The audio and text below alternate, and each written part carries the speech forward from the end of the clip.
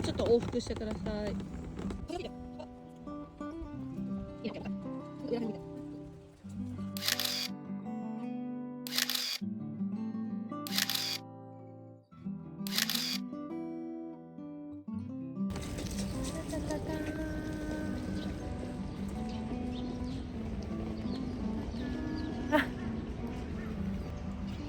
いいなあ、こんなとこ朝散歩したい。うんね。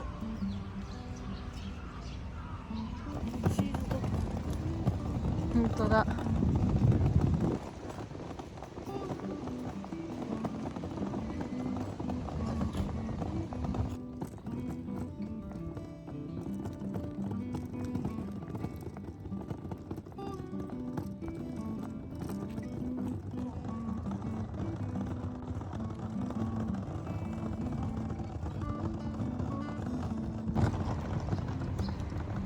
あー、すごい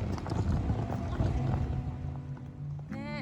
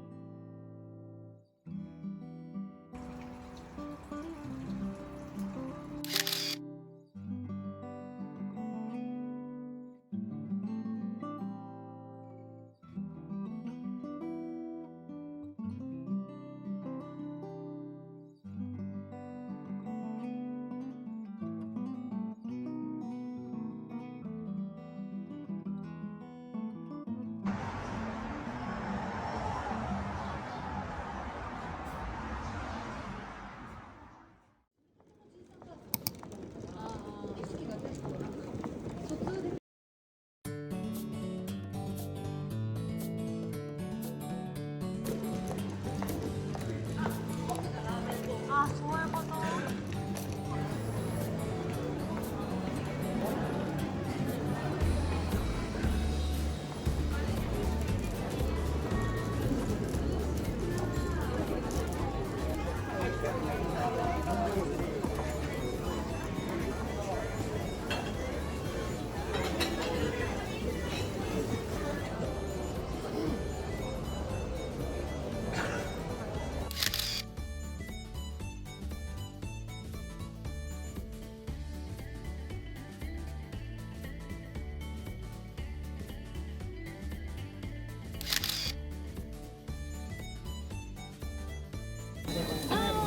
でもそうフィットイージーカップオーバーオールすると100万なんですよ。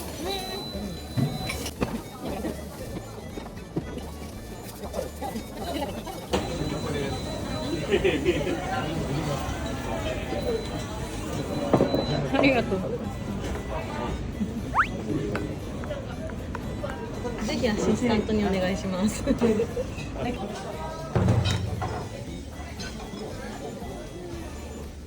れてなかった。さっきずっと回してると思ってたのに。あ、本当。あ、じゃあそこから取れてなかったかな。うんね。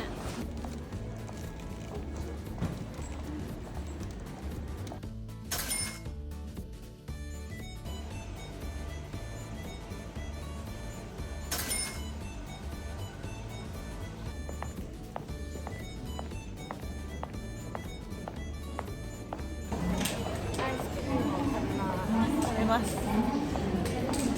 あ、チョコナイスサリーは引きました。で、そうそうそう。ピンク気になってるやつ。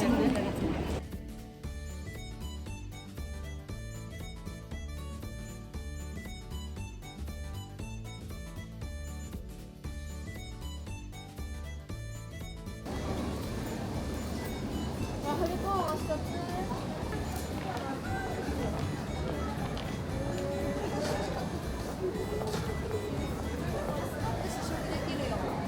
あ、そうなんだ。ここにある。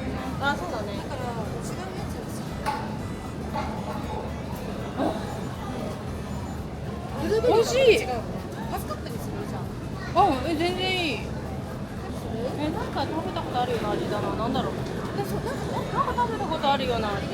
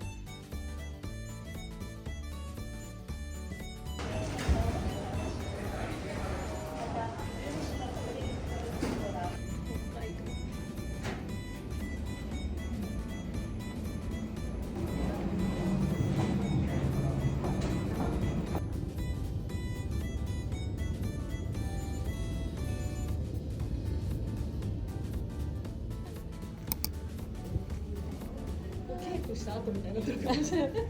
仕上がってるかもしれない。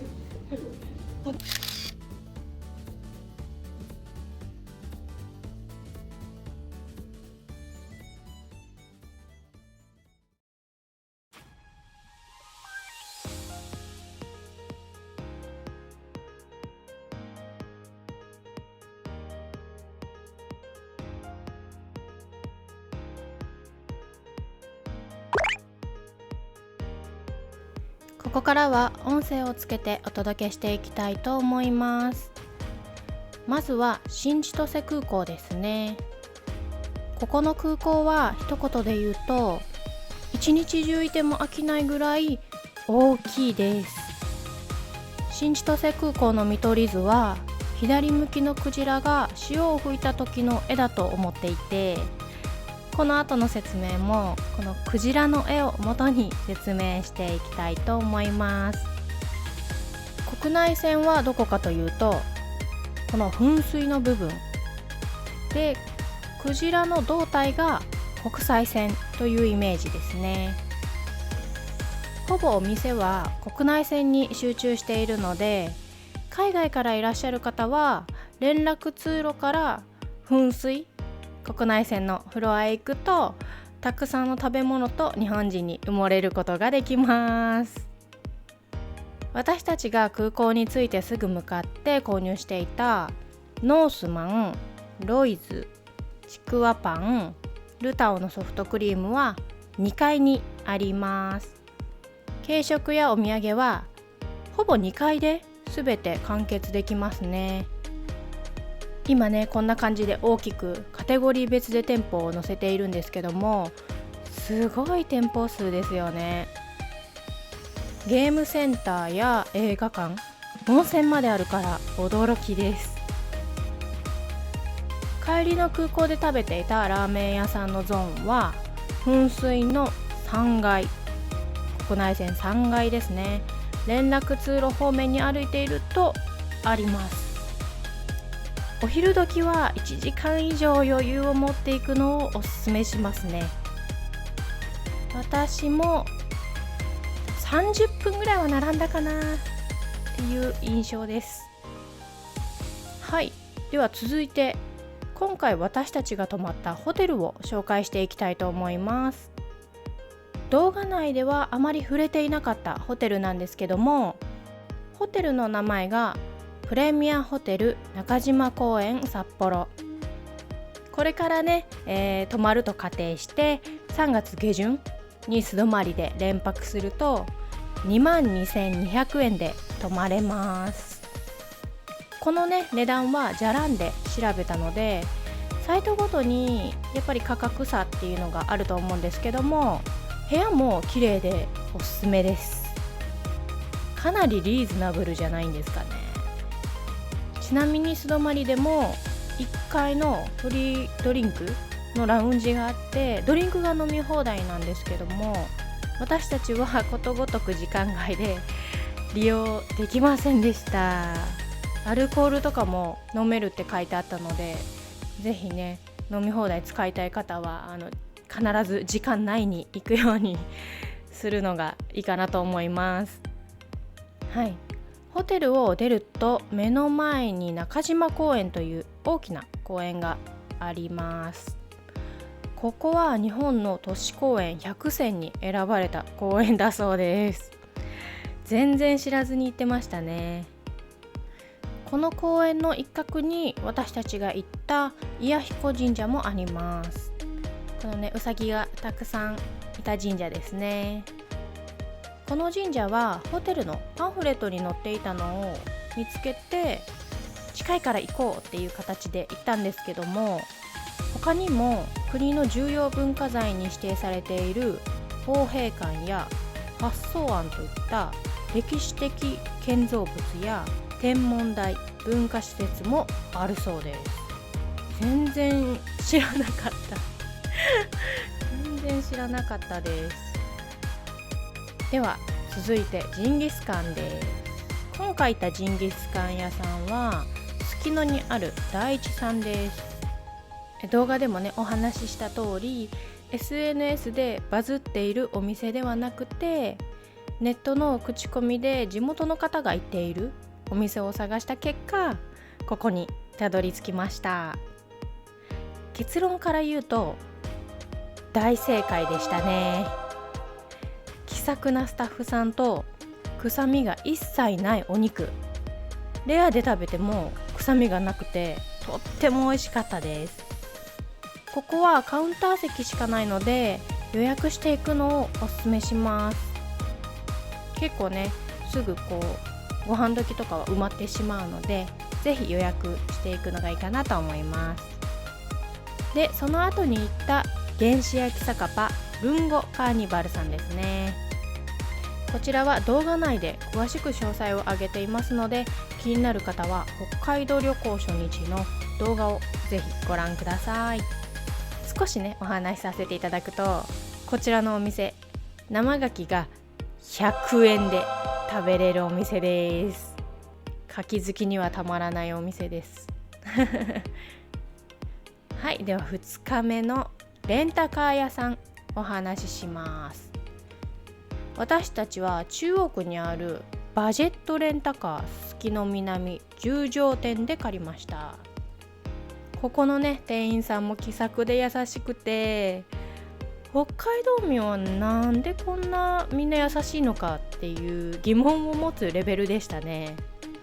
レンタカーの料金っていうのがね忘れてしまったんですけども、一番小さい車で予約したところ N ボックスが来ました。かなりね快適に過ごせれましたね。でレンタカー屋さんの近くにスーパーだったりガソリンスタンドっていうのもあるので、とてもね利用しやすいレンタカー屋さんでした。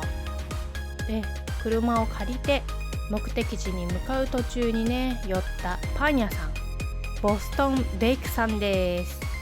ここは去年できたばかりの新しいお店でしたね。こちらのお店、店内に入るとパンのいい香りがお出迎えしてくれます。やっぱ品数もねすごく多くて迷いまくるので、ある程度食べたいものを決めていかないと、私みたいにねたくさん買うっていうことになりますはい。でね次絶景スポットのカムイ岬です。こちらですね。現在ね工事中なのでチャレンカの小道は立ち入り禁止になっております。なのでね工事の期間中行く方はね小道入れないのでできれば期間中ね、この工事の期間中は避けて行きたいところですね。はい。私たちはねもうそんなものも全然知らずに行ったので、がっつり工事期間中に行ってしまい、チャレンカの小道は入っておりません。はい。でそれでも十分絶景楽しめるので安心してください。でその後はね小樽へ移動して三角市場っていう市場に向かいました。市場はねやっぱり早く閉まるので、タイムスケジュール的には結構ギリギリの時間に私たちは行きましたね。